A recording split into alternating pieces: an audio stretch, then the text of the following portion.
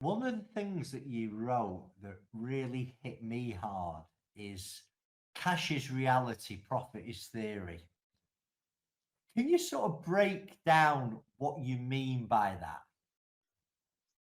Exactly. So you could be so profitable, you could on the P&L sheet, you could say, oh, I've made £1 million profit this year. But what you don't factor into that is things like loans, things like capital that's been introduced that you owe back, other debts. It may look like you've earned £1 million, but in reality, there's so many other outgoings on there.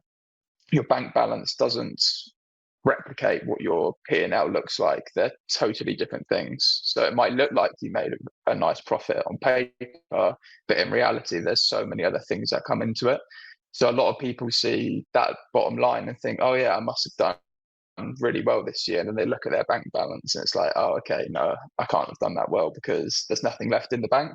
So you have to kind of take both with a pinch of salt. You have to monitor your P&L all the time, checking for, are your expenses okay? But then you also need to see, right, if I want to plan an expansion, if I want to buy an office, if I want to buy some more equipment, well, there and then at that time, do you have the funds for that? So they kind of both need to be used together because one's lagging, the P&L you could say is lagging, and the cash flow is real. That's what you see every day in your bank account. So it's kind of taking them both together, and having a very tight cash flow and then also a very tight P&L will allow you to plan a lot easier and not have big spikes or situations where you're like, oh, I cannot afford this.